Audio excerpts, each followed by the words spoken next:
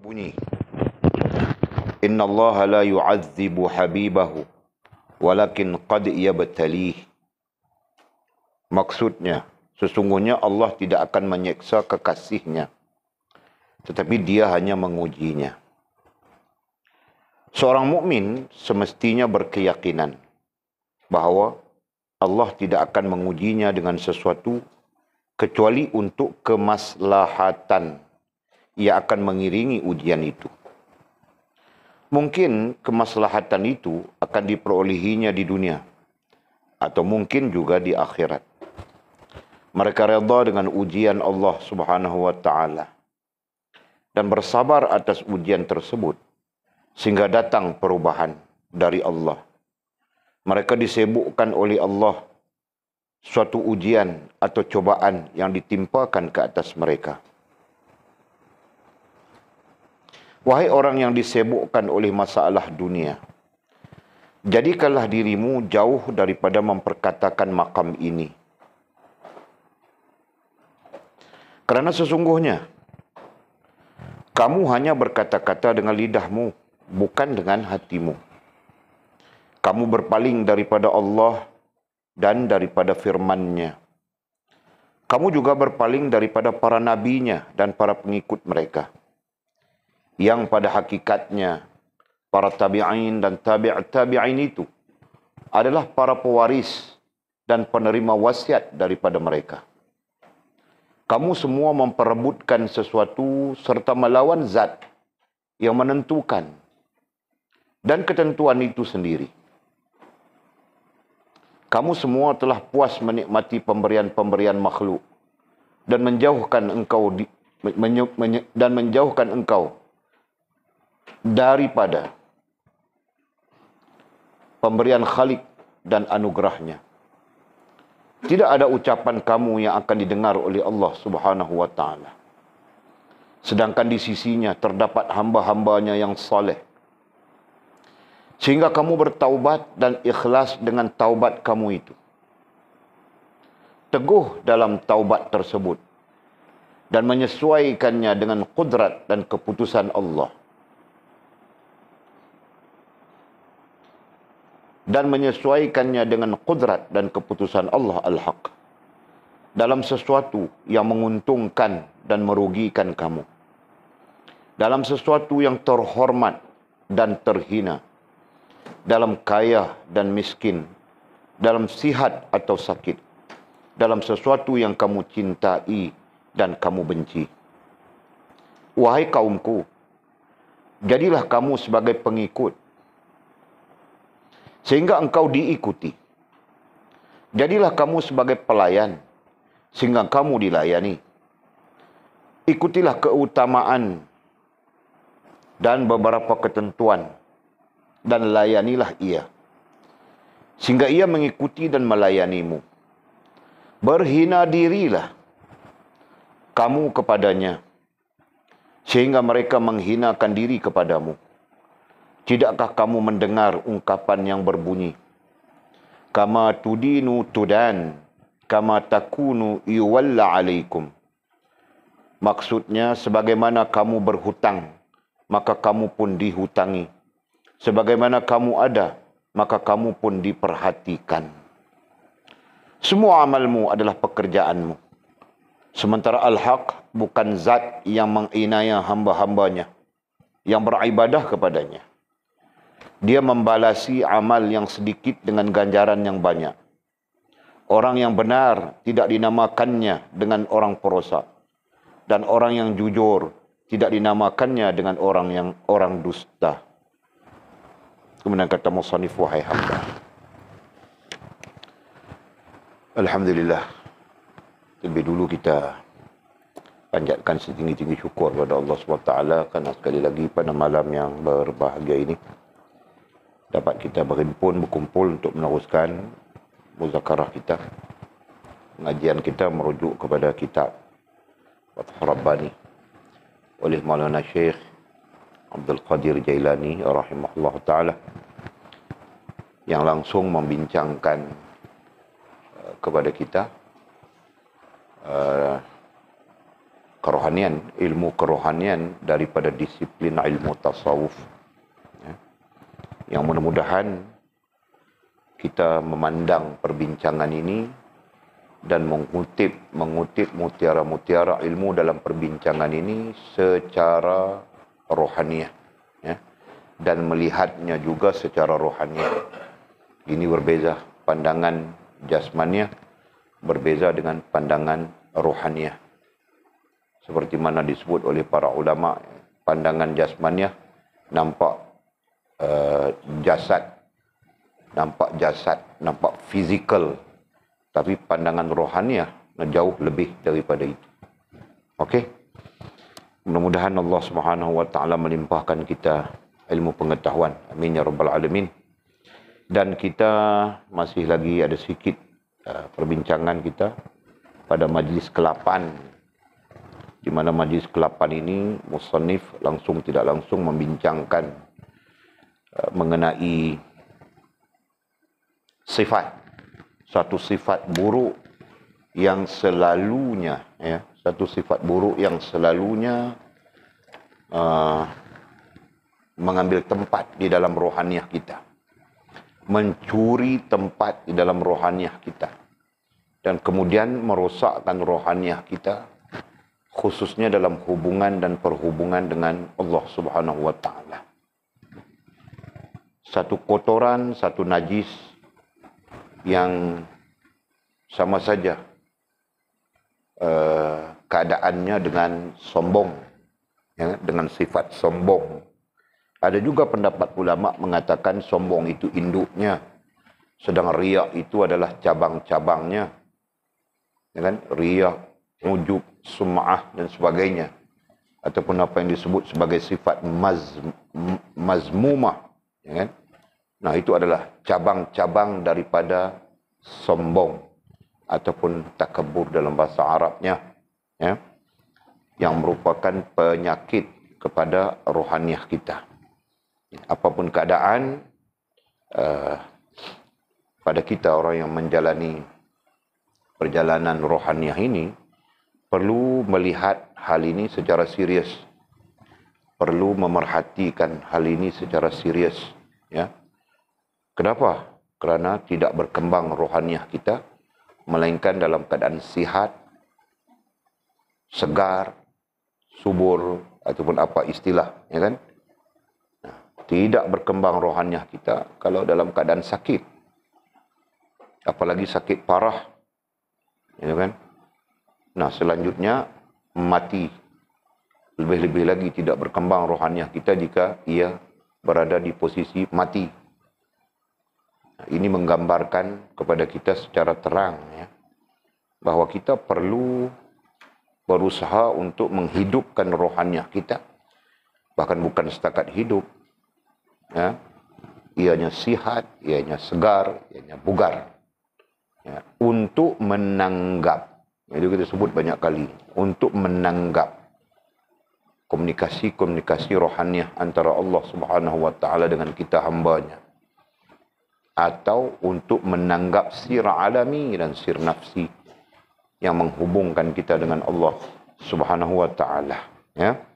Nah, jadi mudah-mudahan apa yang telah kita bincangkan, sama ada topik ini maupun topik-topik yang lepas, membantu kita dari sudut ilmu, ya, untuk bagaimana kita bertindak, apa yang perlu kita lakukan untuk sampai kepada keadaan-keadaan rohaniah yang sihat itu, ya. Okey, untuk menghabiskan tajuk ini kita dilanjutkan, kata musannif rahimahullahu taala, wahai orang yang bodoh, katanya. Terjemahannya bunyi kasar, wahai orang yang bodoh. Ya, pun begitu kita terima, kan? Kita perlu menerima secara kerohanian apabila ada yang mengatakan kepada kita, wahai orang yang bodoh. Ya, nah itu kita perlu terima. Kenapa terima? Kerana perkataan negatif itu boleh membantu kita untuk menjadi positif. Ya.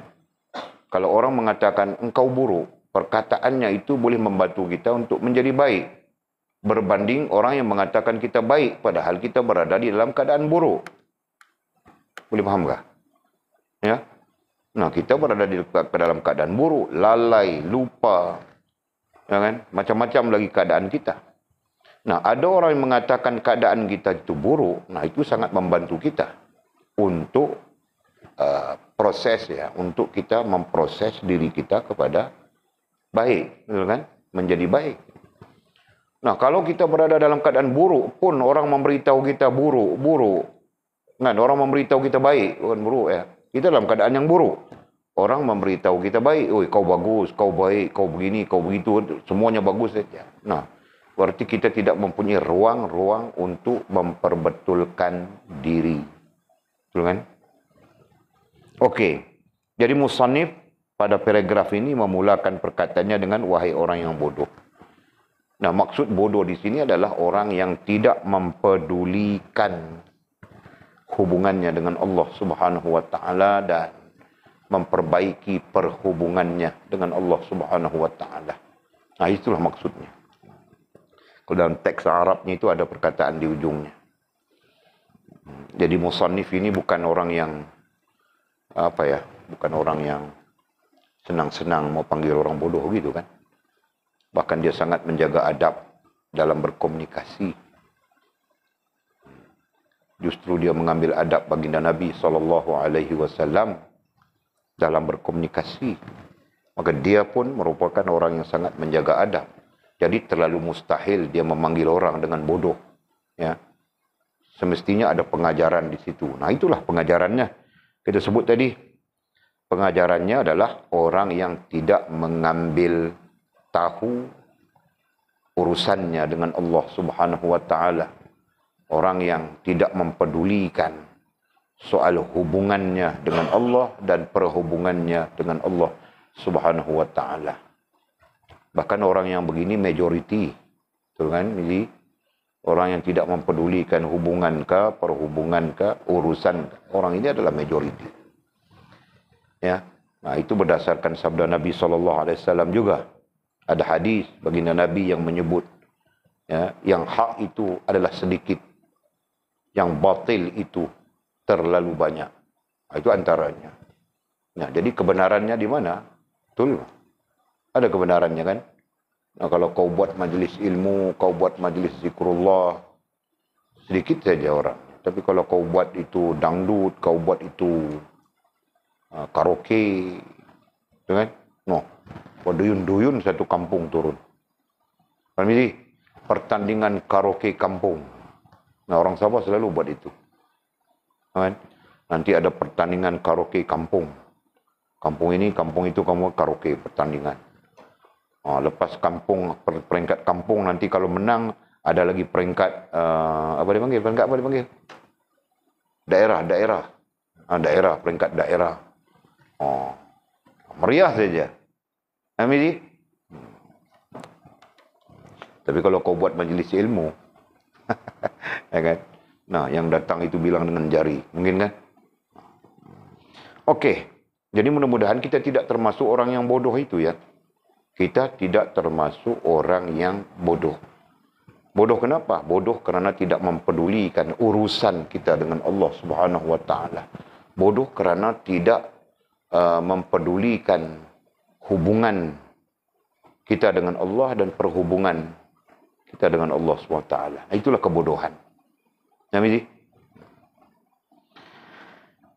kamu menganggap remeh perkataan ini dan meninggalkannya. Kamu menganggap remeh perkataan ini. Perkataan mana? Nah, seruan musannif. Pada paragraf di atas itu, wahai kaumku. Nah, itu seruannya. Nah, seruan ini sama saja dengan seruan baginda Rasul SAW. Nah, justru mursyid kita ini pun dia menjalani sunnah baginda Nabi SAW. Nah, dia pun menyeru hal yang sama. Dan tiap-tiap orang yang menjalankan sunnah baginda Nabi SAW akan mengambil bahagian dalam menyeru manusia lain kepada Allah Subhanahu wa taala, sama saja. Okey? Nah, jadi kamu menganggap remeh perkataan dan kamu meninggalkannya. Menganggap remeh perkataan mana? Perkataan seruan itu tadi. Katanya, perkenankanlah seruanku ini kerana aku mengajak dan menyerumu kepada Allah, menyeru kamu kepada gerbang Allah, kepada mentaati Allah, dan aku tidak mengajakmu kepada diriku. Itu perkataannya. Jadi, mursyid kita mengajak kita kepada Allah Subhanahu wa taala. Justru jangan kita menganggap remeh perkataan ini dan meninggalkannya. Perkataan musannif adalah mengajak kita kepada Allah Subhanahu wa taala. Kita halusi lagi, kita perhaluskan lagi dengan mengajak kita untuk memikirkan urusan kita dengan Allah. Mengajak kita untuk memikirkan hubungan kita dengan Allah. Mengajak kita untuk memikirkan perhubungan kita dengan Allah Subhanahu wa taala. Itu kita perhaluskan lagi menurut bahasa kerohanian. Ya. Jadi jangan kita menganggap remeh ya. Siapa yang menganggap urusan dengan Allah SWT itu remeh? Siapa yang menganggap hubungan dengan Allah SWT itu perkara remeh? Siapa yang menganggap perhubungan dengan Allah SWT itu perkara remeh? Ya, kemudian meninggalkannya. Nah, orang-orang ini mencampakkan diri ke dalam sengsara di hari akhirat kelak. Betul kan? Nah, justru kita jangan menjadi orang yang mencampakkan diri ya, ke dalam sengsara di hari akhirat kelak. Bahkan sengsara di dunia. Itu kita belajar sudah. Hidup menjadi payah, menjadi susah, menjadi stres, menjadi macam-macam lagi. Jadi di dunia saja. Kan? Belum akhiratnya lagi. Nah, justru jangan kita meremehkan. Jangan kita meninggalkan. Artinya apa? Ambil perhatian. Semua orang, ya. Walid pun perlu mengambil perhatian. Kita semua perlu mengambil perhatian. Urusan dengan Allah, hubungan dengan Allah, perhubungan dengan Allah, urusan dengan Nabi, yang kemudian kita simpulkan agama, gitu kan? Urusan dengan agama, hubungan dengan agama, perhubungan dengan agama. Nah, ini kita perlu memberikan perhatian, begitu. Jangan kita remehkan. Jangan kita tinggalkan. Ya, apapun keadaan kita, apapun situasi kita. Jangan kita terpengaruh dengan kebanyakan orang. Jangan. Nah, kalau kita terpengaruh dengan kebanyakan orang, nah kita pun akan menjadi orang yang meremehkan dan meninggalkan urusan dengan Allah, urusan dengan agama, perhubungan dengan Allah, perhubungan dengan agama. Masya Allah, tabarakallah. Kemudian katanya, lantas kamu duduk di dalam rumah peribadatanmu dengan bertemankan hawa dan nafsu. Nah, jika kita meremehkan urusan, meremehkan hubungan dan perhubungan dengan Allah, mungkin kita akan berada di dalam rumah peribadatan katanya. Ataupun dalam kata lain, mungkin kita berada di dalam ibadat. Pada sangka kita. Ya, pada sangka kita berada di dalam ibadat. Tetapi kita nantinya bertemankan, ibadat kita itu nanti bertemankan hawa dan nafsumu. Ya. Bukan bertemankan syariat Allah Subhanahu wa taala. Bukan bertemankan Allah, bukan bertemankan syariat Allah Subhanahu wa taala yang benar, yang sidq wal ikhlas. Jelasnya. Nah, kenapa begitu? Kerana perkara yang besar dalam hubungan, perkara yang besar dalam dalam hidup, perkara yang besar dalam hidup, kita belajar dari awal dulu ya, adalah hubungan dan perhubungan dengan Allah. Yang kita simpulkan itu adalah urusan dengan Allah Subhanahu wa taala. Ya. Selama mana kita tidak membesarkan urusan hubungan dan perhubungan dengan Allah, selama itulah kita tertakluk kepada hawa nafsu. Ya kan? Nah, inilah maksudnya. Ada orang yang solat, ada orang yang melakukan ibadat, tapi rohaniahnya mengikut hawa nafsu. Boleh faham tak kita sebut macam itu? Nah, dia solat, dia betul. Dia beribadat, dia betul. Dia zikir, dia betul. Dia tilawah Quran, dia betul. Bahkan apa saja yang namanya ibadat itu dilakukannya dengan sangat baik, betul. Tapi pada sisi rohaniah, ya, dia menderhakai Allah Subhanahu wa taala. Faham kami Mizi? Boleh nampak garantau? Ya. Jasmaniahnya bagus semuanya. Tapi rohaniahnya kosong daripada urusan dengan Allah Subhanahu wa taala. Nah, di sanalah puncanya antara lain menjadikan kita syirik kepada Allah Subhanahu wa taala dalam ibadat kita. Ya kan? Okey.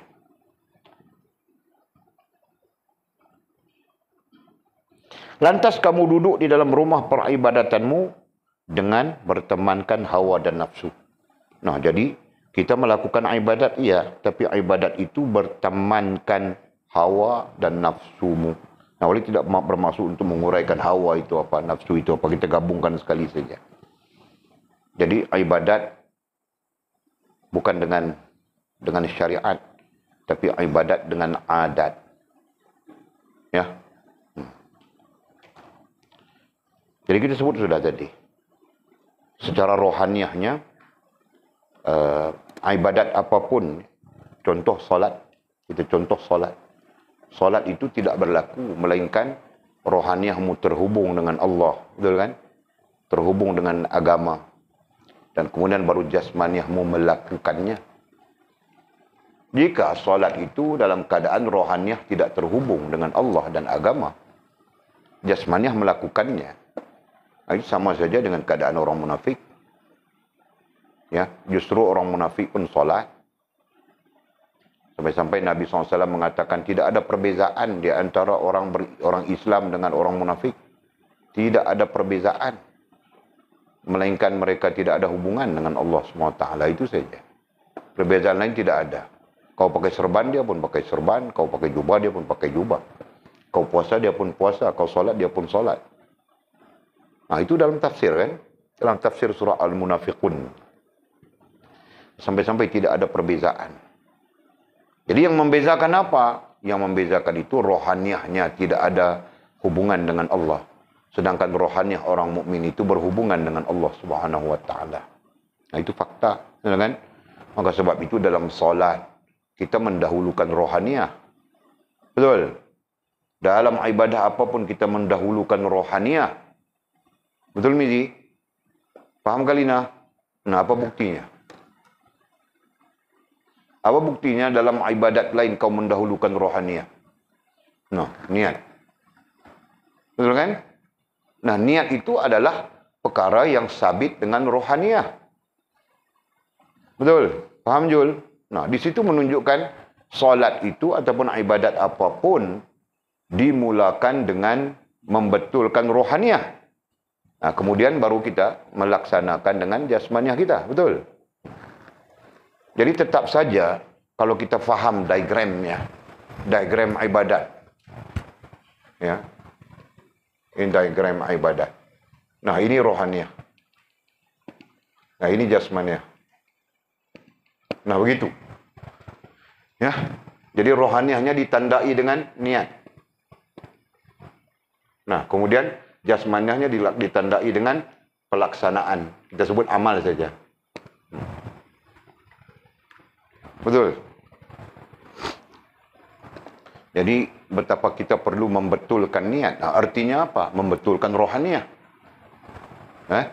Nah, setelah kita membetulkan rohaniah, baru kita melaksanakan dengan fizikal kita, dengan jasmaniah kita. Nah, ketika itu barulah solat itu disebut solat yang syar'i. Ya, bukan solat yang adi, bukan solat yang adat, tapi solat yang syariat. Puasa yang syariat. Nah, sampai-sampai zikir yang syariat. Tilawah Quran yang syariat. Ya kan? Mentaati suami dengan yang syariat.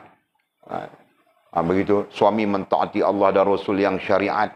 Luar daripada keadaan itu, nah semuanya hawa nafsu saja. Ya kan? Nah, itu yang disebutkan tadi. Kita berada dalam ibadat, tapi ibadat kita mengikut hawa nafsu. Bukan syariat. Kenapa? Karena syariat mengaulakan, mengutamakan rohaniah. Nah, itu. Okey. Kemudian kata musannif, pertama sekali yang amat kamu perlukan. Apa yang kita perlukan ya? Pertama-tama sekali. Supaya ini kita bercakap langsung tentang tujuan atau matlamat kita ya. Apa yang kita perlukan ya, pertama-tama sekali untuk sampai kepada tujuan ataupun matlamat kita yang kita sebut secara langsung ya, sempurna hubungan dengan Allah Subhanahu wa taala, itu kita sebut secara langsung. Apa yang perlu kita lakukan? Kata musannif, pertama sekali yang amat kamu perlukan ialah berteman. Berteman dalam kaedah kita sebut suhbah. Betul? Itu perkataan yang telah kita lontarkan ya. Berteman ay suhbah. Kita jarang menggunakan istilah berteman. Kita lazim menggunakan perkataan-perkataan yang digunakan oleh para ulama secara ilmiah. Nah, itulah suhbah. Suhbah itu apa maknanya, Rantau? Menumpang kebaikan orang lain. Itu suhbah. Yang mudah-mudahan kita pun mendapat kebaikan daripada kebaikannya. Itu suhbah namanya. Ya kan? Bukan mengambil kesempatan. Tapi kerana mereka orang baik. Nah, kita perlu mengambil, nah itu istilahnya menumpang tadi, ya kan? Kita perlu mengambil manfaat daripada kebaikan mereka dari sudut membantu kita untuk menjadi baik. Itu dipanggil suhbah. Jadi apa yang kita perlukan? Apakah yang kita perlukan? Itu solat banyak, zikir banyak. Pada permulaan, nah kata musannif, pertama sekali, nah itu permulaannya untuk sampai kepada tujuan, sampai kepada matlamat sempurna hubungan dengan Allah Subhanahu wa taala, yang kita perlukan adalah berteman dengan para ulama. Artinya bersuhbah dengan para ulama. Nggak mau suhbah dengan para ulama. Macam mana 4 tahun duduk di sini, mana ada para ulamanya? Kita bersuhbah dengan orang yang pernah bersuhbah dengan para ulama. Ya begitu. Kan? Nah, kalau bersohbah dengan orang yang bersohbah dengan para ulama pun tidak ada. Bersohbah saja dengan orang yang baik. Ya, contoh. Bila sampai di keadaan orang yang baik itu ada di mana-mana. Setiap ada orang yang buruk, maka adalah orang yang baik. Ya, setiap ada hak, maka adalah batil. Betul? Nah, itu sunnatullah. Jadi, kalaupun tidak ada ulama, kalaupun tidak ada orang yang pernah bersohbah dengan ulama, nah, bersohbahlah dengan orang yang baik. Jangan kita campur orang yang buruk. Nah, itu maksudnya. Melainkan untuk tujuan mengajak mereka kepada Allah Subhanahu wa taala. Jadi, apa yang kita perlukan sekarang? Untuk apa ya? Untuk kita sampai kepada tujuan besar kita, yaitu sempurna hubungan dengan Allah Subhanahu wa taala. Nah, katanya pertama sekali yang kita perlu adalah berteman, bersuhbah dengan para ulama. Jadi maksudnya di sana adalah belajar, mengambil pengetahuan, ya, mencari pengetahuan, gitu. Itu yang pertama. Ya, suhbah dulu dengan ulama ataupun rentetan yang kita sebutkan tadi. Nah, kemudian membunuh nafsumu. Kemudian kita perlu belajar untuk istilahnya di sini membunuh. Nah, banyak istilah para ulama guna. Ada yang menggunakan istilah membunuh, itu agak ekstrim ya. Yang lain mengatakan merendahkan, menekan. Ya, karena nafsu itu tidak boleh dibuang. Ya, nafsu adalah bahagian daripada ruhaniyah. Betul? Ingat lagi Jul, ada berapa bahagian ruhaniyah Jul? Nah, satu-satu kau bilang.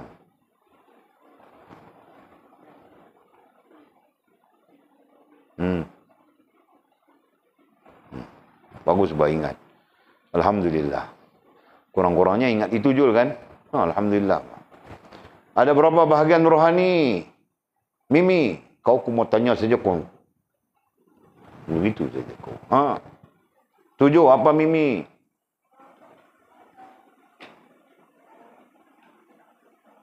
Bagus. Nah, jadi sekurang-kurangnya kita tahu itu bahagian rohaniyah, ya. Ruh, akal, hati, sir alami, sir nafsi. nafsu dan sukma.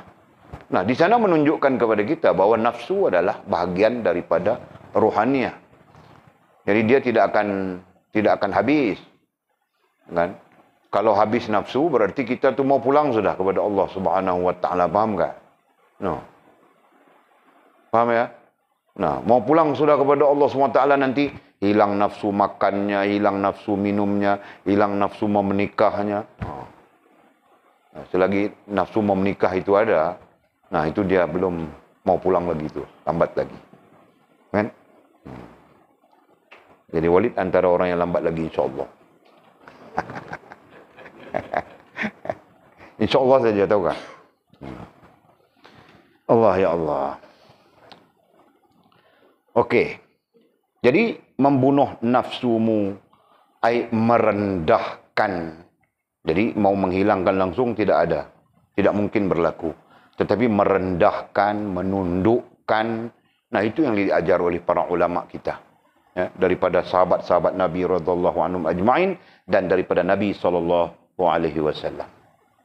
Nah, sampai kepada kita diajar menundukkan nafsu kita. Kita diajar merendahkan nafsu kita dan sebagainya. Ya kan? Kembali kepada tunduk serta patuh kepada Allah Subhanahu wa taala dan sebagainya. Nah, itu kita belajar daripada teks-teks lain pun sama saja. Itu yang kedua.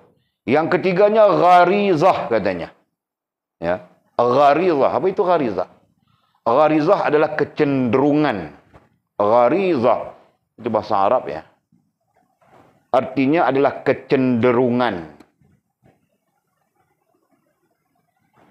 Gharizah ai kecenderungan kepada sesuatu selain daripada Allah Subhanahu wa taala. Dia bukan perkataan dan selepas gharizah, kepada. Jadi dan itu dihazafkan.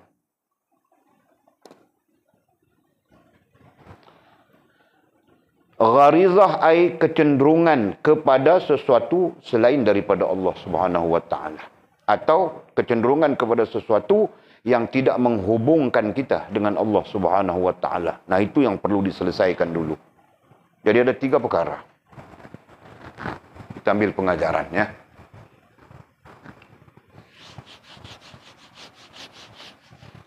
Pertama, suhbah dengan ulama katanya. Yang kedua, merendahkan nafsu. Yang ketiga, gharizah. Itulah. Apa tadi ya? Kecenderungan.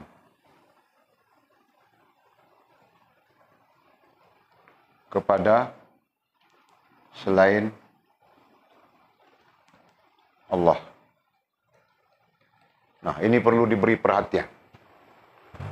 Sohbah dengan ulama itu untuk ilmu. Ya.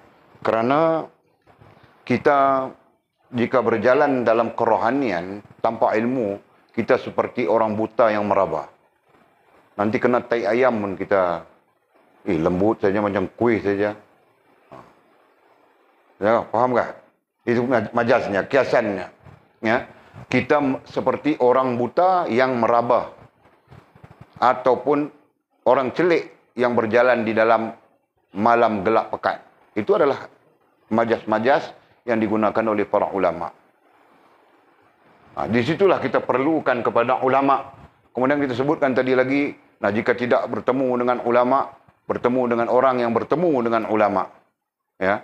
Jika tidak bertemu dengan orang yang bertemu kepada ulama, bertemulah dengan orang yang baik. Kenapa? Karena orang yang baik dan buruk itu adalah sunatullah. Di mana ada baik, di situlah ada buruk. Di mana ada buruk, di situlah ada baik.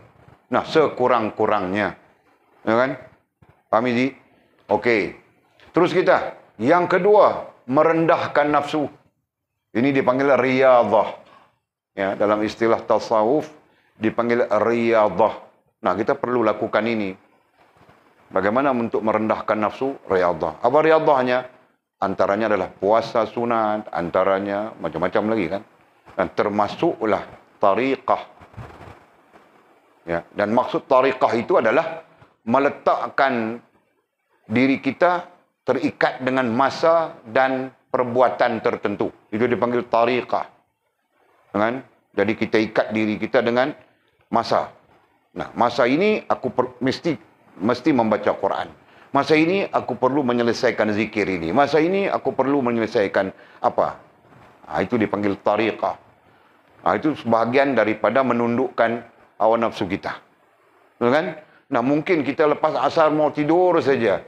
Jika tidak diikat dengan zikir, kita pun mau tidur. Karena terikat dengan zikir, kita pun tidak tidur. Kita zikir. Faham kan?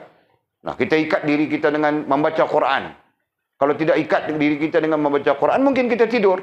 Tapi karena terikat dengan membaca Quran, maka kita pun membaca Quran. Betul? Itu contoh. Itu dipanggil tarikat. Ini tujuannya apa? Untuk merendahkan nafsu. Para ulama lazim menggunakan jalan merendahkan nafsu itu dengan puasa. Ya, menundukkannya puasa. Nah, itu contoh. Dan yang ketiga, kecenderungan selain Allah Subhanahu wa taala. Nah, ini pun perlu diberi perhatian, ya. Karena kita terlalu banyak kecenderungan. Ya, dalam kecenderungan yang terlalu banyak itu, kadang-kadang, bukan kadang-kadang lagi, kebanyakannya tidak menghubungkan kita dengan Allah Subhanahu wa taala. Ya kan? Boleh faham ini? Ini punya kecenderungan mau pergi Pantai Merdeka besok. Contoh, tidak ada kena-mengena yang hidup maupun telah mati. Ya kan? Aku cerita saja Mizi, kau ni, kau jangan santet aku, Pak. Okey? Kalau kerja kita siap ini hari, kita ke Pantai Merdeka. Tapi kerja kita tidak siap, mau buat macam mana? Siap sudah kah? Kau ni mana ada siap kerja kita tadi? Kita berhenti sembahyang itu pun lewat sudah, tahu tak? Okey. Jadi kecenderungan itu apakah boleh menghubungkan kita dengan Allah SWT? Contoh, ya kan?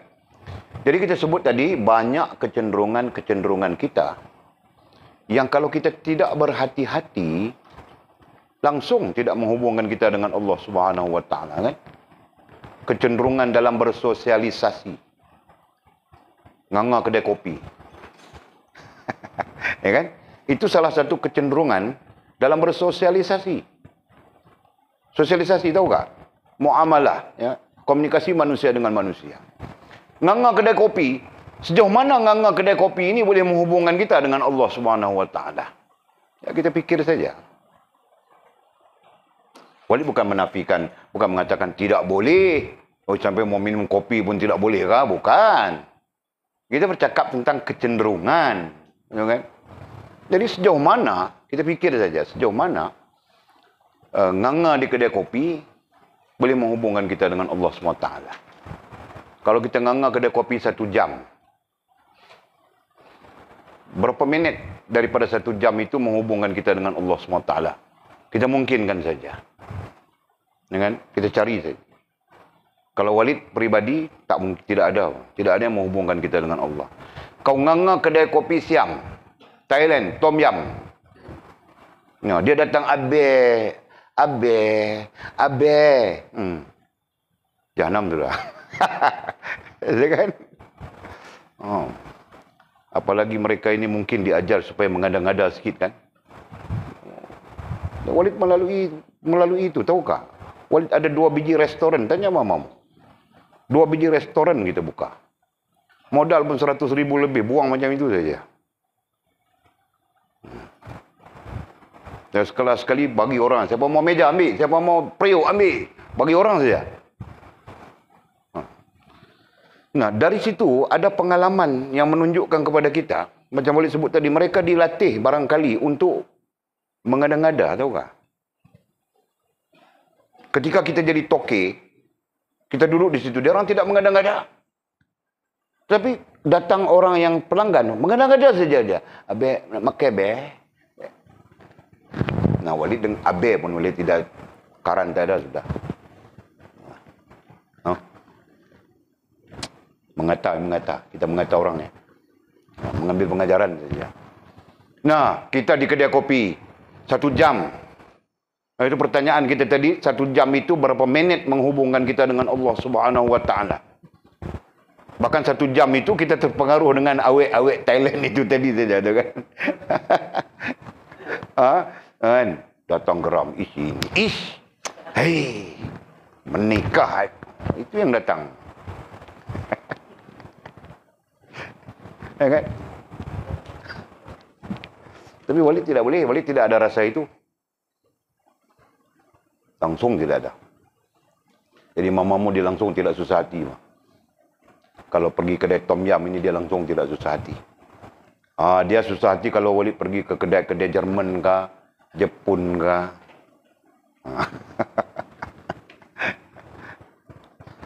Kau terbalik biji mata saja tu, tidak puas hati kah?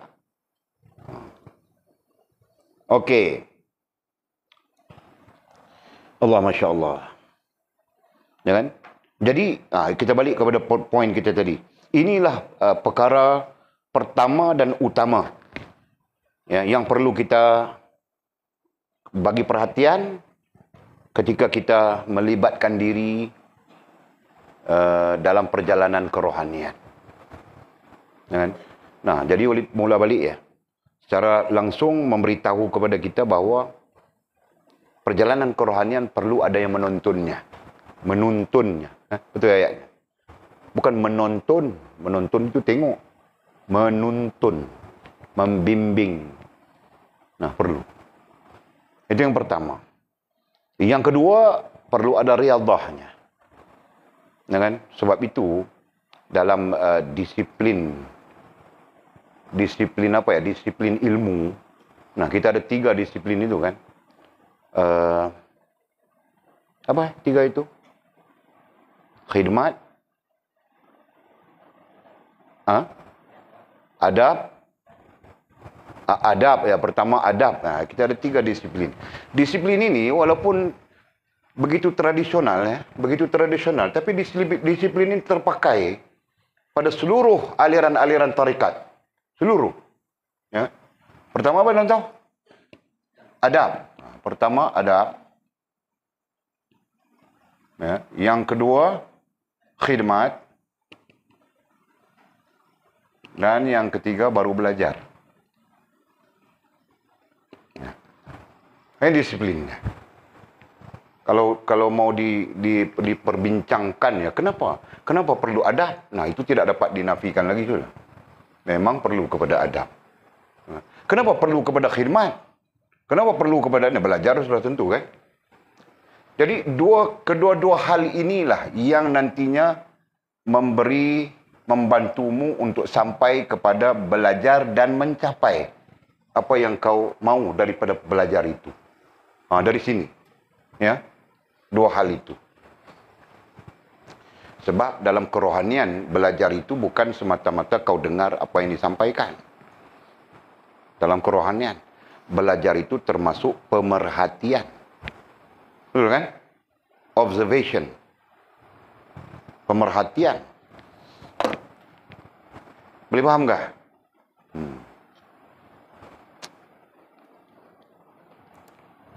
Allah, Masya Allah.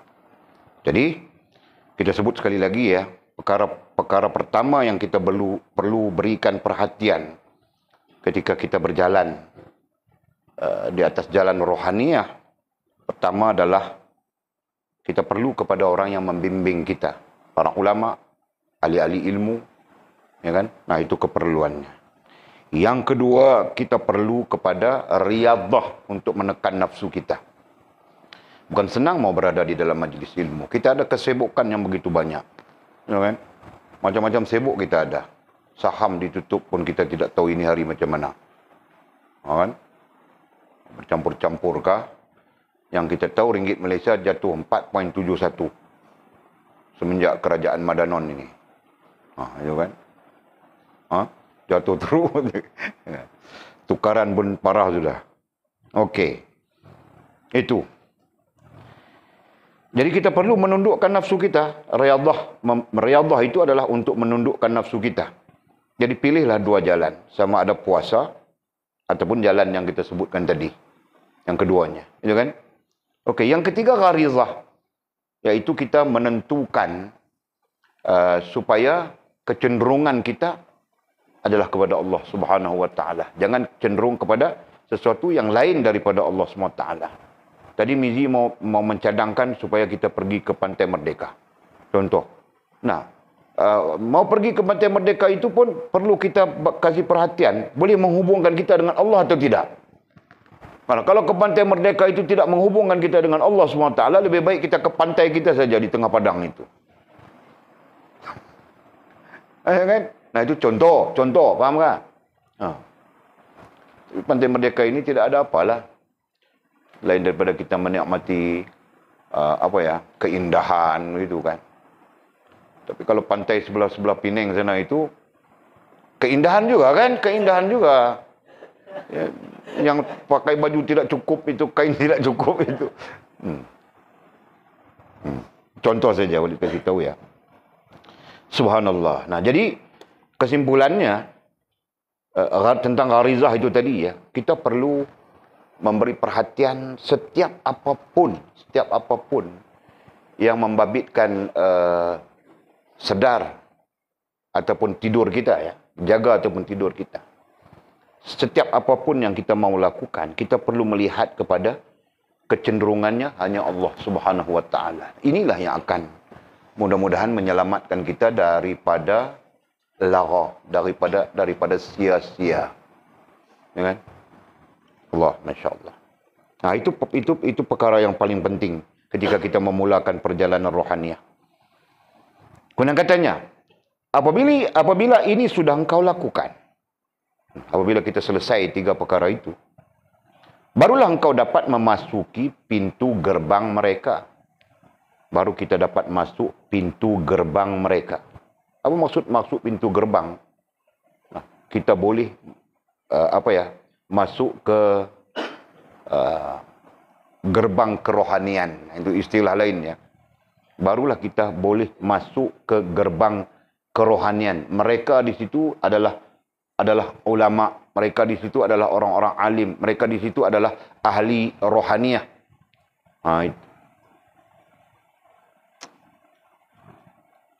Barulah engkau dapat memasuki pintu gerbang mereka, ai orang-orang kerohanian. Nah, begitu saja. Yakni, ada yakninya. Yakni orang-orang yang alim, katanya. Orang-orang yang alim. Merujuk kepada orang-orang rohaniah itu tadi. Nah, sebab itu di sisi ilmu kerohanian ya, di sisi ilmu kerohanian, orang alim itu, orang ahli ilmu itu tidak dipanggil alim kalau dia tidak mempunyai ilmu kerohanian. Kalau dia tidak memahami kerohanian, maka tidak dipanggil alim. Karena yang alim itu ya, dia mesti terlibat ataupun memahami tentang kerohanian. Ada yang menyebut secara sempurna. Memahami kerohanian secara sempurna. Nah, itu baru boleh disabitkan dia dengan alim. Selain daripada pengetahuan-pengetahuan yang lain. Ya. Nah, itu. Jadi katanya, apabila ini sudah engkau lakukan, berarti kita selesai dengan baik. Sohbah dengan ulama, menundukkan nafsu kita dengan riyadah, kemudian tidak cenderung kepada sesuatu melainkan hanya kepada Allah Subhanahu wa taala. Ini telah kita dapat lakukan, barulah engkau dapat memasuki pintu gerbang mereka. Baru kita masuk dalam gerbang kerohanian. Belum sampai belum sampai di tujuan kerohanian itu lagi, gerbangnya baru. Kan? Macam baru sampai gerbang situ saja. Belum masuk ke pondoknya lagi. Di gerbang itu saja. Faham tak? Belum masuk ke istana lagi. Masuk ke gerbang saja. Masuk ke gerbang bukan bermaksud masuk dalam istana kan? Istana cerita lain. Gerbang itu cerita lain. Pintu pagar saja. Kan? Belum dalam rumahnya. Allah, Masya Allah. Kemudian kamu mengasingkan diri daripada mereka. Ya.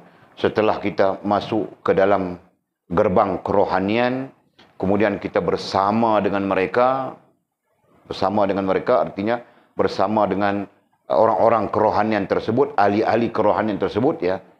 Nah, setelah kita mempelajari, memahami dan sebagainya, nah, barulah kamu mengasingkan diri daripada mereka dan duduk di dalam rumah peribadatanmu bersama Al-Haq. Nah, jadi direngkaskan ya, direngkaskan. Setelah kita melalui prosesnya memahami kerohanian, perjalanannya, struktur dan sebagainya, nah kita memahami betul, nah barulah kita boleh mengasingkan diri daripada mereka dan duduk di dalam rumah peribadatanmu bersama Al-Haq, katanya. Baru ketika itu ibadat kita bersama dengan Al-Haq. Jika tidak, ibadat kita bersama dengan nafsu saja. Faham tak? Nah, ini langsung tidak langsung memberitahu kita bahawa apapun ibadah yang kita mau lakukan mesti bersandarkan kepada rohaniah yang benar. Langsung tidak langsung. Faham betul? Nah, itu. Tadi pun kita bercakap sudah. Dalil, bukti menunjukkan rohaniah mendahului jasmaniah kita adalah niat. Nah, inilah. Ya. Ibadat apapun yang kita mau lakukan. Nah, mesti berapa ya? Mesti tadi kita diagramkan tadi, padam sudah. Mesti dalam keadaan kita terhubung, rohaniah kita terhubung. Itu. Nah, jika tidak, ibadat kita itu bertemankan hawa nafsu, bukan bertemankan Al-Haq. Ibadat kita itu mengikut hawa nafsu, bukan mengikut syariat. Nah, itu yang terjadi. Faham tak?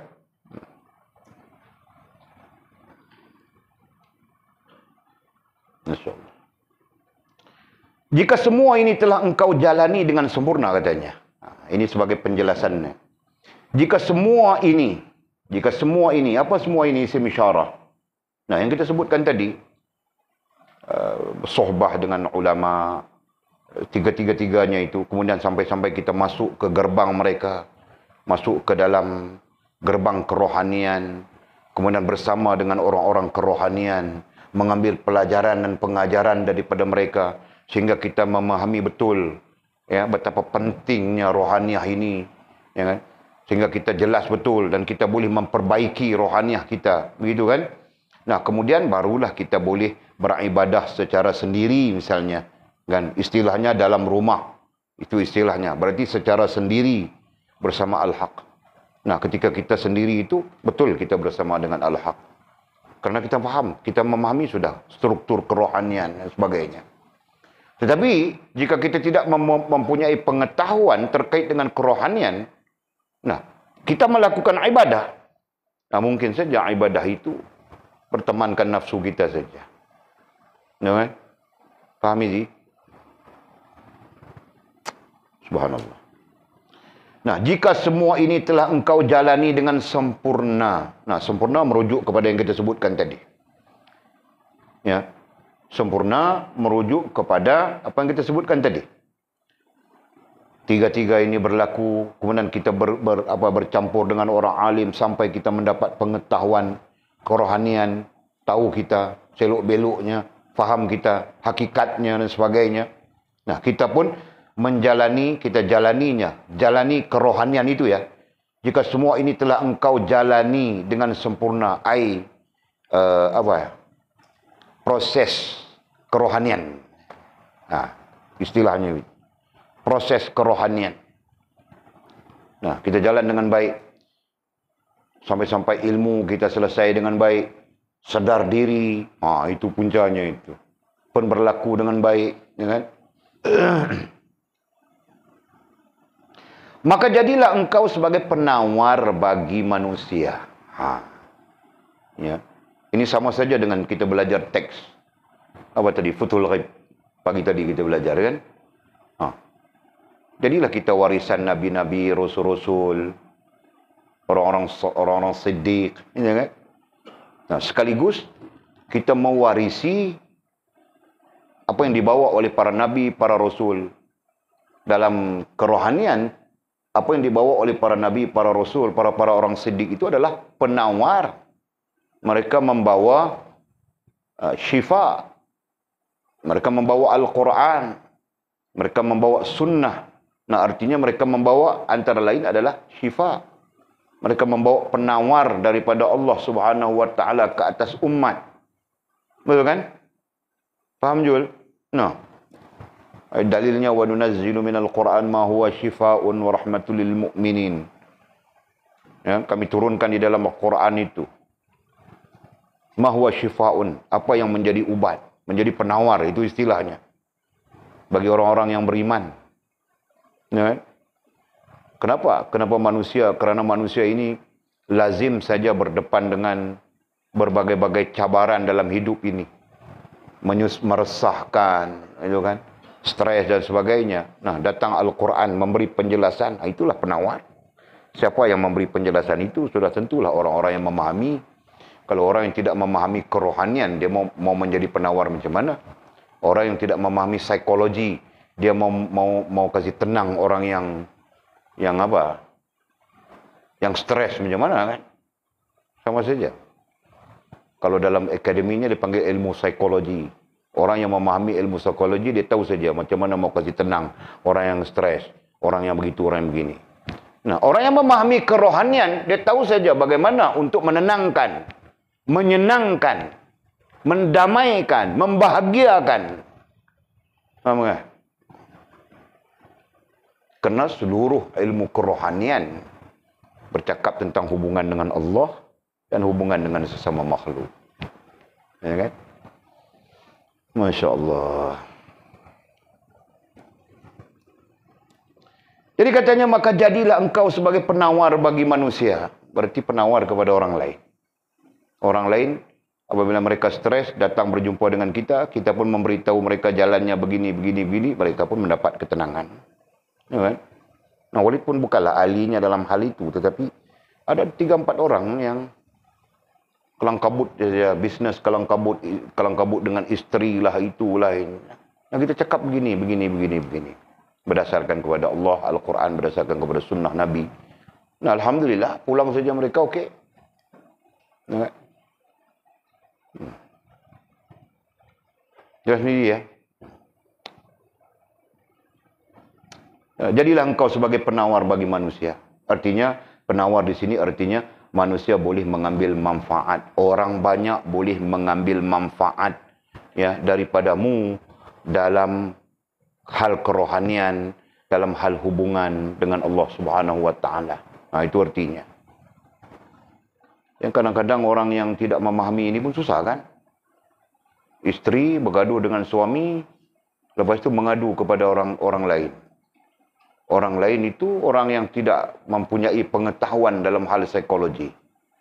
Nah, dia akan menambah masalah saja kan? Dia tambah masalah apa? Kau jangan biarkan suami kau itu buat begitu kepada kau. Kau mesti lawan dia. Dia tumbuk kau, kau tumbuk dia. Dia tumbuk sebelah, kau tumbuk dua belah. Nah, itu nasihat yang diberikan. Lagi bagus kau ambil pisau dapur itu, kau tatak kau punya suami. Contohnya kan. Nah, itu nasihat yang dia akan dapat. Boleh selesai masalah kan? Nah, artinya tidak menjadi penawar. Kan? Nah, kalau orang yang memahami kerohanian ini, dia lihat dulu apa isunya. Kan? Macam orang belajar psikologi lah. Kami belajar psikologi itu, apa dulu isunya? Apa yang menyebabkan keadaan jadi begitu? Cari dulu. Teroka. Nah, kita dapat itu, nah kita lihat. Salah siapa? Siapa di antara mereka? Bukan kita menghukum. Tapi kita mau mencungkil supaya engkau melihat kesalahan itu datang daripada dirimu. Baru kita boleh perbetul. Nah, sama saja dalam hal kerohanian pun begitu kan? Sama saja. Kita memahami puncanya apa, baru kita boleh perbetul. Doktor di hospital pun sama saja. Dia memahami puncanya, baru dia boleh kasih ubat. Kalau dia tidak tahu punca, dia main kasih ubat saja. Nah, itulah yang kau makan ubat, kau jadi pening, kau jadi cirit berit, kan? Lagi parah kau jadi gila. Ya kan? Nah, ada orang makan ubat jadi gila, tahu kah? Kan? Kita ada kes kan? Oh. Makan ubat jadi gila terus. Masalah sudah. Silap ubat. Allah. Maka jadilah engkau sebagai penawar bagi manusia. Nah, ini langsung tidak langsung Sunnah Rasulullah SAW. Setiap mukmin itu adalah penawar. Ada hadis tentang itu ya. Setiap orang yang beriman itu ya adalah penawar kepada orang lain.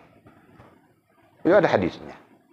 Yang maksudnya apabila mereka melihat orang yang beriman, tenang hati mereka, sejuk hati mereka, cenderung mereka untuk mengikut kebaikan-kebaikan yang dilakukan oleh orang yang beriman.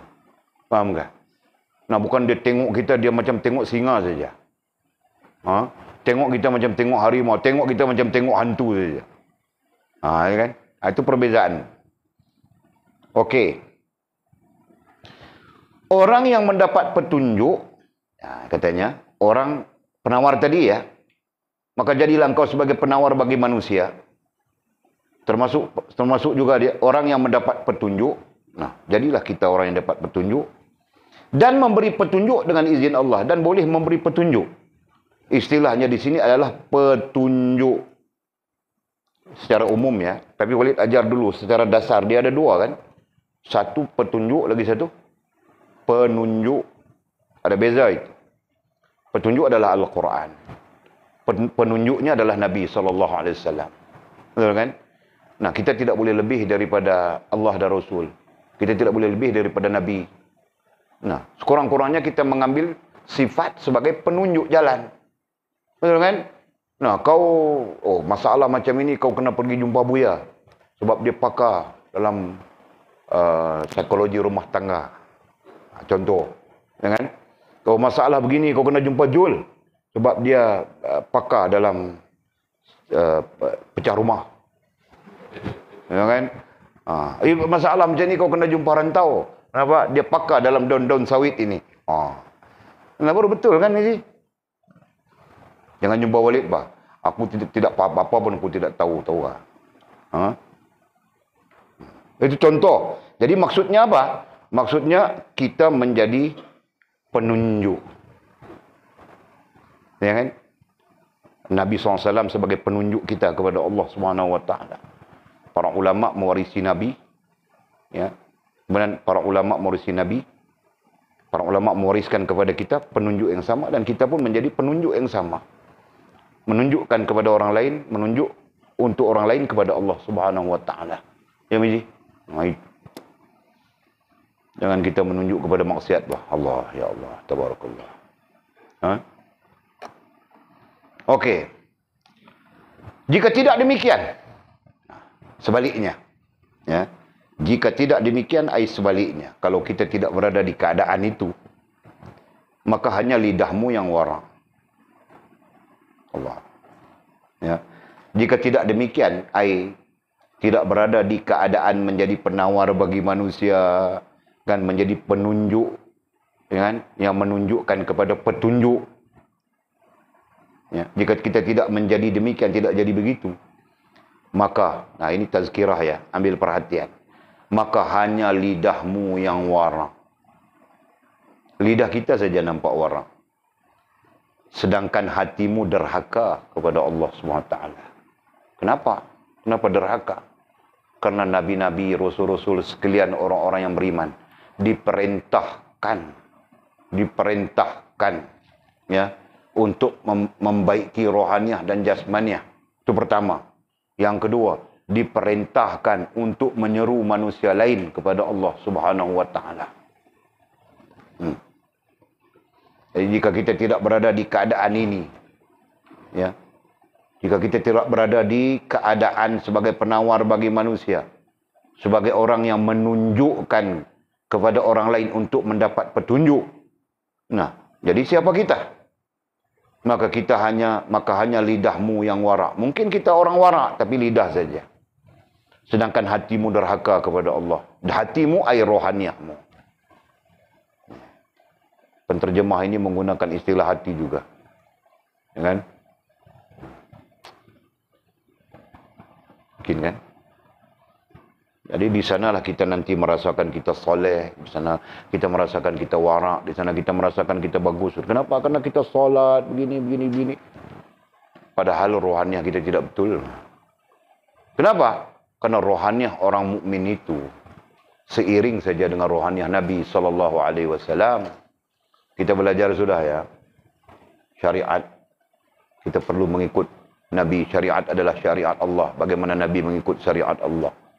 Tarikat yang diajar oleh Nabi, rohaniah, membabitkan rohaniah dan jasmaniah. Hakikat, bagaimana perasaan Nabi, begitulah perasaan kita. Ma'rifat, bagaimana ma'rifat Nabi itu juga yang kita mahukan. Ya kan? Semua itu kita belajar. Allah. Lidahmu basah kerana memuji Allah. Lidah kita mungkin basah kerana memuji, bertasbih, bertahmid, bertahlil. Tetapi batinmu berpaling daripadanya. Rohaniah kita bercanggah dengan Allah Subhanahu wa taala. Allah, masya-Allah. Takut dengan ini, ha? Pada zahirnya engkau adalah seorang muslim. Pada zahirnya, ya, fizikalnya, jasmaniahnya, engkau adalah seorang muslim. Tetapi batinnya, air rohaniahnya, engkau adalah kafir. Allah, la haula wa la quwwata illa billah. Nah, sekurang-kurangnya kalaupun tidak kafir, semacam dengan orang kafir saja. Mungkin kan? Mungkin. Nah, ini kita muhasabah saja. Jasmaniah nampak muslim, tapi rohaniah kafir. Mungkin penuh dengan kesyirikan dan sebagainya, begitu maksudnya kan? Nah, terus lagi. Pada zahirnya engkau adalah seorang pengamal tauhid. Pada zahirnya engkau adalah seorang pengamal tauhid. Pada zahirnya, artinya jasmaniahnya, engkau seorang pengamal tauhid. Tetapi batinmu, air rohaniahmu adalah musyrik. Allah, la haula wa la quwwata illa billah. Nah, ini hal-hal yang perlu kita takut ya.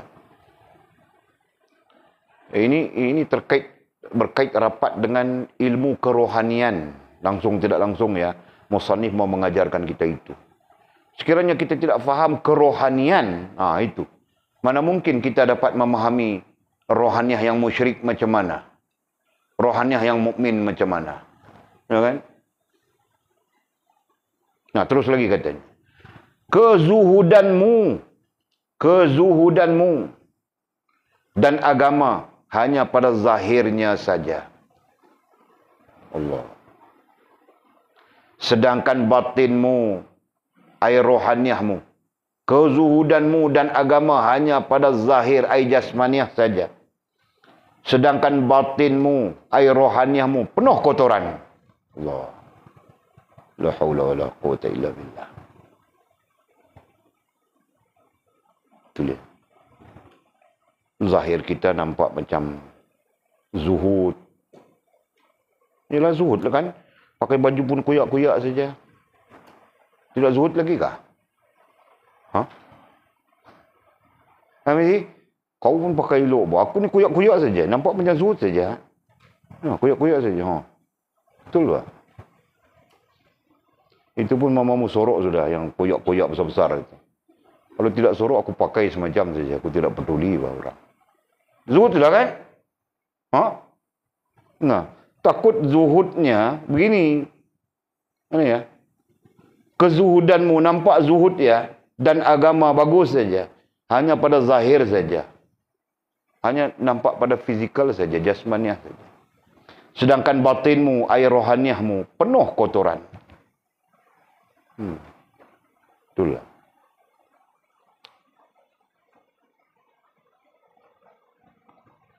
Tak ubahnya katanya, tak ubahnya sebagai tong sampah. Nah, kotornya rohaniah kita tak ubah macam tong sampah katanya. Tong sampah kan? Tong sampah. Yang di luarnya nampak cantik dan bersih. Tong sampah ini kadang-kadang orang-orang yang prihatin, tong sampahnya cantik. Kan? Walid ada tengok satu video di Denmark. Kan? Dia ada tong sampah depan rumah. Macam kita di taman-taman ada tong sampah depan rumah. Tapi di Denmark tong sampah itu dihias cantik. Ada gambar Garfield lah, Doraemon lah. Apa lagi? Gambar-gambar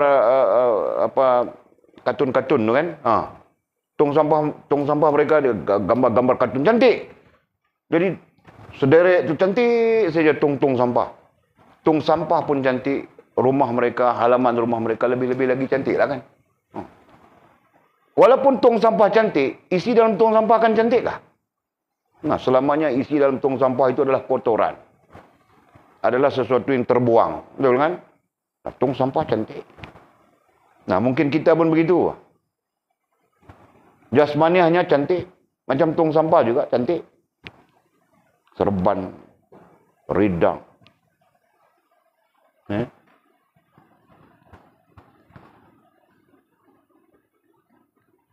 Yang perempuannya dengan niqab. Sebagainya. Ini kita sama-sama kena ya. Jangan kami orang lelaki saja kena. Kita sama-sama kena. Okey? Di luarnya nampak cantik dan bersih. Tapi di dalamnya penuh kotoran. Di luarnya jasmaniah. Di dalamnya rohaniah. Nah, di luarnya artinya jasmaniahnya nampak cantik, indah, begitu begini. Tapi di dalamnya air rohaniahnya penuh kotoran. Allah terpukul Walid ini, sangat terpukul. Betul. Betul mursyid. Mursyid yang bercakap ini betul. Allah maghfir lana ya Allah. Jika kamu selalu begini, nah ini nasihatnya musannif ya. Jika kamu selalu begini, nah kalau kita sentiasa berkeadaan begini ya, jasmaniah bersih, cantik, indah, rohaniah kotor.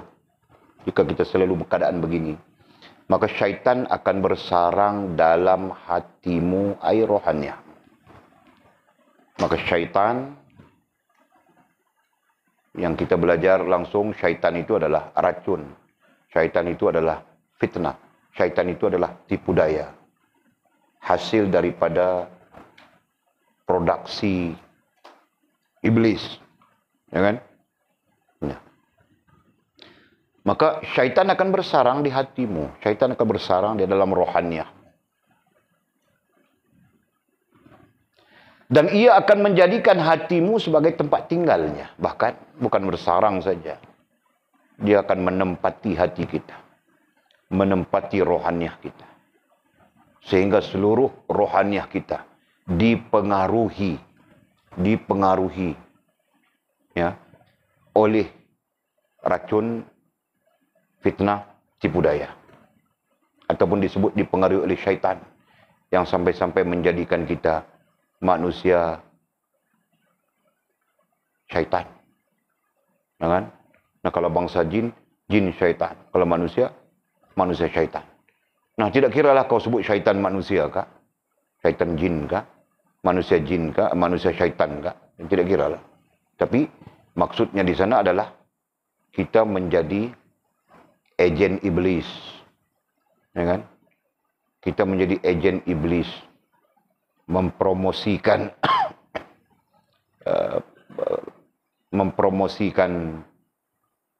perkara-perkara yang dimurkai oleh Allah Subhanahu wa taala langsung tidak langsung. Nah, semuanya kenapa? Karena syaitan itu bersarang di dalam rohaniah kita, menempati rohaniah kita, menjadikan rohaniah kita tempat tinggalnya. Nah, nanti dialah yang akan mengarahkan seluruh jasmaniah kita. Mana mungkin rohaniah yang bersarang menjadi tempat syaitan akan memerintahkan jasmaniah. Nah, kalaupun dia perintahkan jasmaniah, tapi itu tetap yang kita sebutkan tadi, tetap keadaannya seperti kita sebutkan tadi. Lidah warak, tapi hati derhaka kepada Allah. Lidah memuji Allah, tapi batin berpaling daripada Allah. Nah, tetap begitu keadaannya. Ya, ini rentetan daripada pemahaman kita. Dalam tubuh manusia ada seketul daging, elok daging itu maka elok seluruh jasad.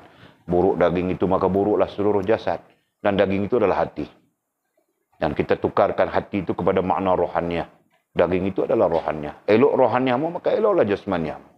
Nah, permasalahannya sekarang, rohaniah kita menjadi sarang syaitan.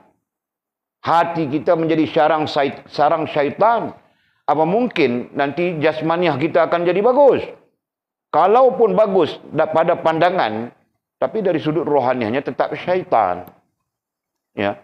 Karena syaitan itu bukan saja dalam hal-hal yang buruk, dia juga terlibat dalam hal-hal yang baik. Baik sudah kita. Kan? Dia pun terlibat. Ui, kau sangat bagus mah. Sampai-sampai kita jadi sombong saja dan sebagainya. Allah la haula wa la quwwata illa billahil aliyul azim. Takut kita ya. Bahkan lebih parah daripada itu, Allah SWT tidak menerima kita. Ya kan? Poin yang ketiga. Ilmu, Allah sedar diri, Allah terima diri. Poin yang ketiga. Nah, jadi Allah tidak menerima diri kita. Padahal kita berhajat, sangat berhajat Allah menerima diri kita. Tiba-tiba Allah tidak menerima diri kita. Kenapa? Nah, karena hal-hal sebegini. Zahirnya nampak cantik, nampak indah, nampak betul dan sebagainya. Tapi batinnya, rohaniahnya kelang kabut. Nah, kenapa begitu? Karena kita tidak memahami. Kita tidak ada ilmu tentang rohaniah. Nah, itu. Ya. Nah, kemudian kata musannif, kita habiskan saja. Pada permulaannya, seorang mukmin akan berusaha untuk menyemarakkan kehidupan batiniahnya. Nah, ini perjalanan yang betul. Ya. Inilah perjalanan yang betul. Seorang mukmin pada permulaannya akan perlu. Kalau teks Arabnya menyebut perlu di sana. Perlu berusaha untuk menyemarakkan kehidupan batiniahnya. Kehidupan batiniahnya kehidupan rohaniah. Kita sebut rohaniah saja. Kita tidak melangkah istilah ya. Walaupun istilah itu ada batiniah, ada zahiriah, macam-macam. Nah, kita lebih cenderung menggunakan istilah yang kebanyakan para ulama gunakan, yaitu rohaniah. Jadi, seorang mukmin pada permulaannya perlu berusaha untuk menyemarakkan. Perkataan menyemarakkan ini dipahami begitu saja. Tetapi Walid mau kaitkan dengan mengembangkan. Ya, berdasarkan kepada surah apa? Surah Asy-Syams ayat 8. Laqad khalaqnal insan fi ahsani taqwim. Surah apa? At-Tin. Surah At-Tin. Berdasarkan surah At-Tin. Ayat 6 Ayat 6. Laqad khalaqnal insan fi ahsani taqwim. Sungguh kami menjadikan manusia itu fi ahsani taqwim. Untuk terjemahan sebaik-baik kejadian ada yang menerjemahkan begitu. Tapi Walid berdasarkan kepada terjemahan yang cenderung kepada kerohanian, mereka menyebut berkembang. Sungguh kami menjadikan manusia itu supaya mereka berkembang sebaiknya. Bahasanya begitu. Kan? Apa maksud berkembang sebaiknya? Jasmaniah berkembang, rohaniah pun berkembang. Jangan jasmaniah berkembang, rohaniahnya tidak berkembang. Jadi sebaik-baiknya perkembangan itu seiring. Ataupun rohaniah lebih baik berkembang. Lebih berkembang pesat daripada jasmaniah kita. Itu sepatutnya. Baru kita tidak terlibat dengan maksiat, baru jadi baik. Ya kan? Ini terlibat dengan maksiat itu, maksiat ini, dosa itu, dosa ini, macam-macam. Nah, last baru mau jadi baik. Jadi payah sudah kita. Ya kan? Nah, tadi kita bincang mau khusyuk dalam sembahyang pun susah sudah kita. Sembahyang saja macam-macam datang. Aku sembahyang asar tadi lewat sudah kan? Nah, terfikir bahawa atap itu macam mana mau buatnya. Dalam sembahyangku, astagfirullahaladzim. Tahu tak? Tadi Buya kan tadi fikir-fikir mereka-reka macam mana mau buat sudutnya begitu begini. Ada lagi satu lagi itu belum fikir. Aku fikir yang satu lagi itu. Dalam sembahyang Jul. Astagfirullahaladzim. Betul kan? Nah, jadi balik kita seorang mukmin. Nah, mudah-mudahan kita. Ya, mudah-mudahan kita adalah mukmin. Seorang mukmin. Kita mukmin. Nah, pada permulaannya, di awalnya. Apa yang perlu dia buat? Perlu berusaha untuk menyemarakkan, mengembangkan kehidupan batiniahnya, rohaniahnya. Berusaha untuk mengembangkan rohaniah. Kau jangan kelang kabut dengan jasmaniahmu. Tapi inilah, ini kita bercakap dalam konteks kita. Adapun dalam konteks arus perdana, pendidikan arus perdana. Nah, dia tanam kau mesti gini, kau mesti jadi ini, kau mesti jadi itu. Ditanam Mu'tazilah sudah. Nah, sebab itu Walid punya pikiran, Walid tidak tahu betul tidak betul. Kalau tidak betul kamu orang sanggah saja. Ya, tidak perlu diikuti. Walid punya pemikiran sistem pendidikan negara kita menjadikan anak-anak kita Mu'tazilah, menjadikan anak-anak kita sesat daripada awal lagi. Nah, itu pendirian Walid. Dari dulu sih. Walid pernah bentang paper ini di universiti di UIA. Kemudian dapat kritik daripada orang-orang Kementerian Pendidikan lah apa. Nah, Walid pedulikan kritik lah. Apa alasannya? Nah, anak-anak itu ditanam, nanti kau perlu jadi doktor, nanti kau perlu begini, kau mesti belajar pandai, nanti kau kerja makan gaji. Kalau kau tidak pandai ini, kau mau makan apa? Nah, itu doktrinnya kan? Betul kan? Nah, Walid melaluinya, aku tahu itu. Tidak ada seorang guru pun di sekolah rendah Walid ketika sekolah rendah. Ya, karena Walid ini mungkin Allah kasih otak bagus sikit, tahu kah? Semua main AA saja. Kan? Dulu apa dia panggil? Darjah 5 dia panggil apa? Penilaian darjah 5. Betul kah? Lupa je lah. No, 5A. Kan? Dalam sekolah kampung kau dapat 5A. Kau tahu kau mau pecah satu kampung. Kan? Oh. No, kau mesti jadi doktor, kau mesti jadi doktor, kau mesti jadi doktor. Itu cikgu-cikgu. Cikgu kah, ustazah kah, sama saja. Itu yang ditanam. Walid tidak dengar satu ayat pun. Kau mesti jadi seorang beriman yang soleh. Kau mesti mewarisi Nabi. Kau mesti menyampaikan risalah agama. Kau mesti jadi ulama. Tidak ada. 7 tahun, 6 tahun. Nampaklah. Sebab itu, Walid pertahankan sampai sekarang. Kalau ada orang tanya, Walid akan jawab yang sama saja. Doktrin pendidikan kita di arus perdana menjadikan anak-anak ini Mu'tazilah. Artinya menjadikan sesat dari awal lagi. Ya. Sesat lah. Sebab itu anak-anak bukan nampak iman. Tanyalah. Tanyalah anak-anak kita. Ada anak sekolah tanya. Mereka tidak nampak yang penting adalah iman. Yang penting adalah Islam. Yang penting adalah ihsan. Mereka nampak yang penting mesti dapat 5A. Bukan 5A. Apa A? Berapa A? Aku pun tidak tahu sudah. Kan? Yang penting mesti SPM dapat ini. Kenapa? Karena SPM ini adalah sumber untuk kau cari rezeki. Seolahnya begitu. Kan?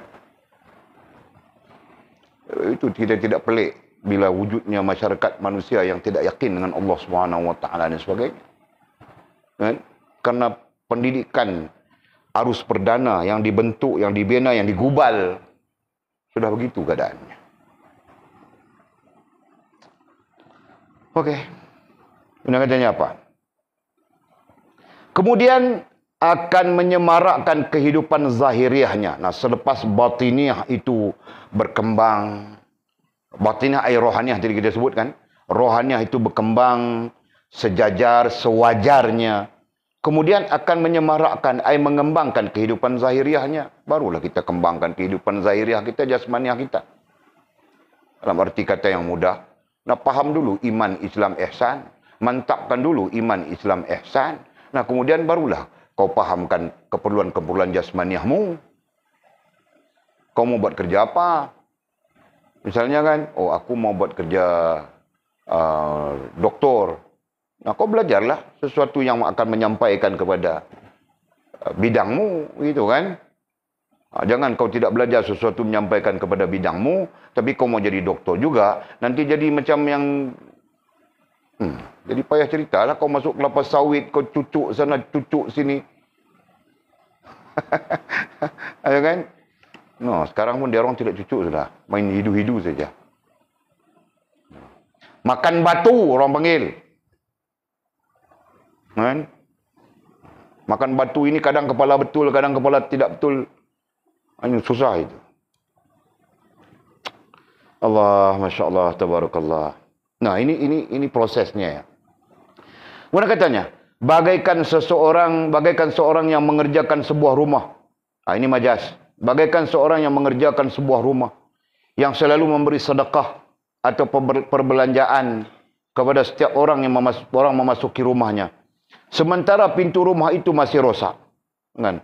Jadi satu orang yang buat rumah, jadi orang datang dikasih, dibagi makan di itu ni, sampai dia punya pintu rumahnya pun tidak repair. Ini majas kepada seorang tukang atau tukang. Macam Walid tukang lah, cikgu tukang lah. Rumah sendiri macam reban ayam saja, tapi dia buat rumah orang sangat cantik. Itu tukang tu kah? Macam pomen juga, pomen kereta itu. Keretanya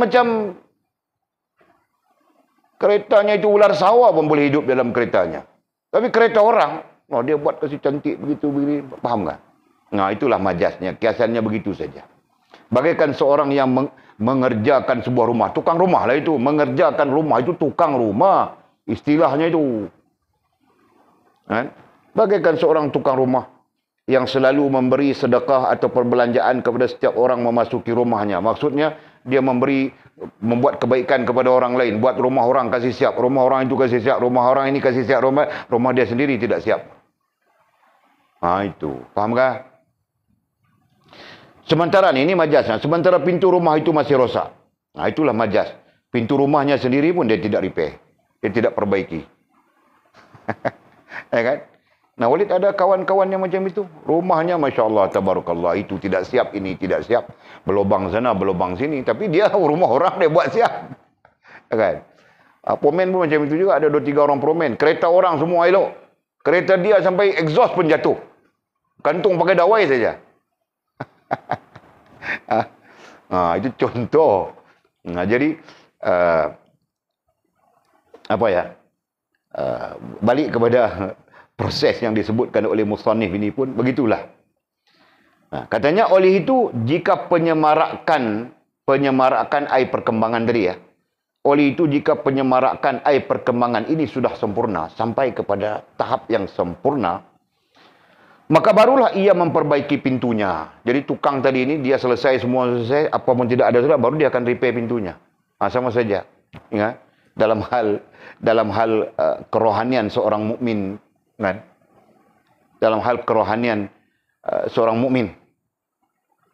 Begitulah. Kan? Jadi katanya, demikianlah langkah permulaan bagi merintis jalan kepada Allah Subhanahu wa taala dan redha-Nya. Begitulah. Proses langkah permulaan sebagai permulaannya, kita sebut langkah permulaan pun faham sudah. Bagi merintis jalan kepada Allah, merintis jalan kepada Allah dan redha-Nya. Nah, istilah kita adalah untuk sempurna hubungan dengan Allah Subhanahu wa taala.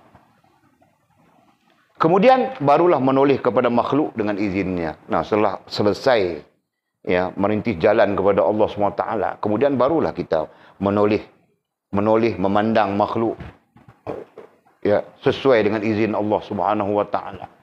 Masalah kita sekarang, kita didoktrinkan supaya memandang makhluk. Didoktrinkan, ditanam supaya memandang makhluk, bergantung dengan makhluk, terikat dengan makhluk. At the end, last kali, pencin sudah, baru mau cari kitab mengaji. Baru dengar, hubungan dengan Allah SWT. Baru dengar, urusan dengan Allah SWT. Pencin sudah. Mau mati berapa hari saja lagi. Nah, sebab itulah Walid selalu sebut, di masjid-masjid dipenuhi oleh orang tua-tua. Orang muda mana mau datang ke masjid? Nah, dia fikir mau cari makan, ini malam mau kerja itu, mau buat ini, projek ini, itu penuh di kepalanya. Langsung tidak fikir hubungan dengan Allah, perhubungan dengan Allah, urusan dengan Allah. Ya kan? Nah, itulah dia. Bila kau cakap itu? Semalam kah? Kemarin kah? Lupa sudah. Jadi, balik kita kepada poin yang diajar oleh musannif kita. Permulaan penting kepada kita sebagai orang mukmin ya, itu mengembangkan rohaniah kita dengan pengetahuan, dengan ilmu rohaniahnya. Begitu, ya kan? Bukan kita sumbat kepala dengan dunia, sumbat kepala dengan makhluk, sumbat kepala kita dengan kepentingan-kepentingan yang tidak menghubungkan kita dengan Allah SWT, dekat mau mati baru mau cari Allah SWT. Nah, ini yang terjadi sekarang. Nah, terserahlah kamu orang mau faham tidak faham. Walid berpegang gitu. Nah, Walid terlibat dengan masjid bukan 1 hari 2 hari, 10 tahun juga. Keadaannya sama saja. Allah, ya Allah. Jadi apa ya, kita sudah tersalah track ya. Track tarbiyah, track pendidikan itu tersalah juga.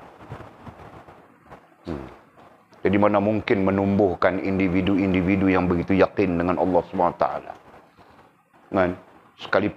Sekalipun ya betul dia yakin dengan Allah, tapi dalam yakin itu ada yakinnya dengan makhluk, ada yakinnya dengan benda dan sebagainya. Kan? Jadi untuk meyakini Allah SWT 100% tidak ada. Mungkin payah kita katakan begitu. Kan? Sama saja. Suami kah, isteri kah, sama saja. Isteri kalau dengar suaminya mau menikah seorang lagi, tengok dia tarik 16-17 muka. Kan? Dia dengar saja, baru bukan menikah betul.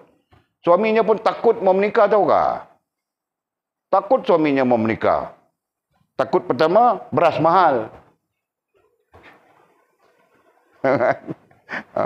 Jadi, sepatutnya dia pun tidak perlu. Kalau Allah SWT menentukan, begitu, dan begitulah jadinya. Itu keyakinan, kan? Kalau Allah menentukan suaminya menikah lagi, menikahlah. Kau mau buat apa? Kau mau buat macam mana? Ya, kan? Nah, dia bukan ada keyakinan itu. Tidak ada. Ini mesti disekat. Halo, di mana ada dukun? Itu masalahnya.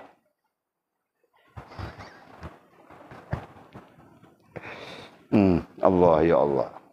Jadi bukan dia yakin dengan Allah. Dia yakin dengan dukun. Kalau dia ada duit, dia yakin dengan duit.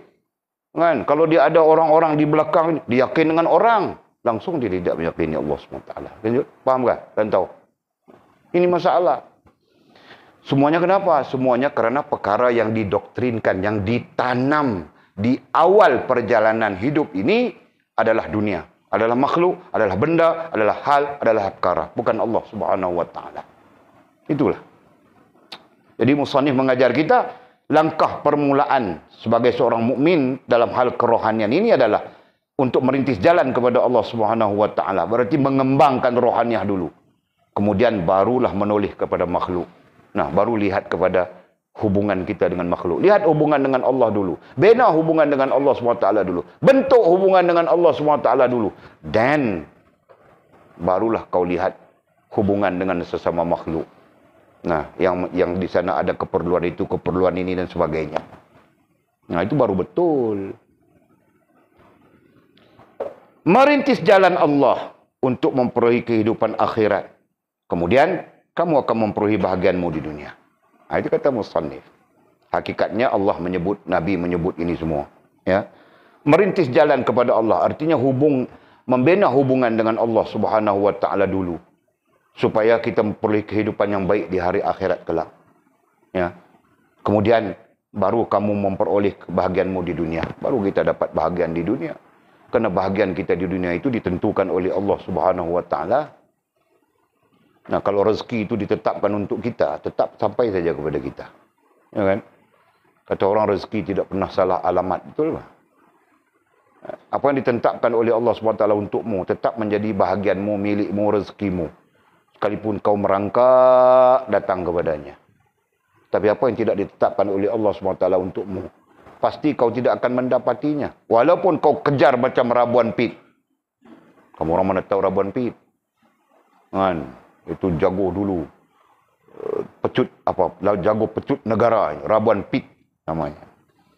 Kan? Kau berlari, kau berkejar, tapi bukan ditetapkan untukmu, kau tidak akan mendapatinya. Nah, itulah tentang rezeki.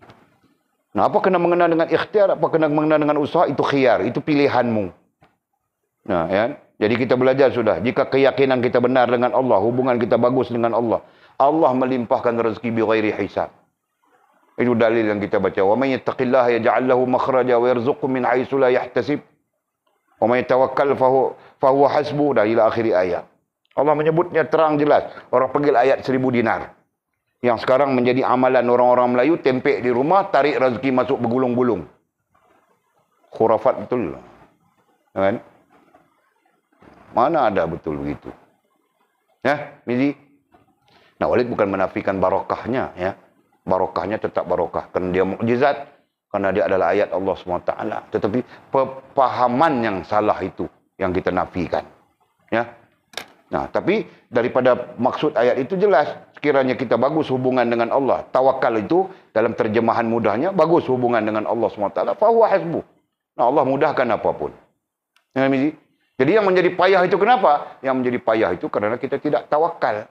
Atau tawakal tapi tidak betul. Tawakal dengan jasmaniah, bukan tawakal dengan rohaniah. Ya kan? Itu contoh. Jadi belajarlah tentang rohaniah. Okey, kemudian kata musannif, ya, merujuk kepada surah Baqarah ayat 201 sebagai doa penutup, ya. Rabbana atina fid dunya hasanah wa fil akhirati hasanah wa qina azabannar. Ya Tuhan kami, berilah kami kebaikan di dunia dan kebaikan di akhirat, serta peliharalah kami daripada siksaan api neraka. Amin ya rabbal alamin.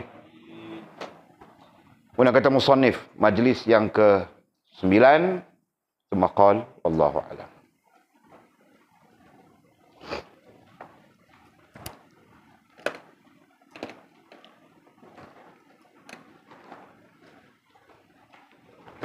Ada soalan kah?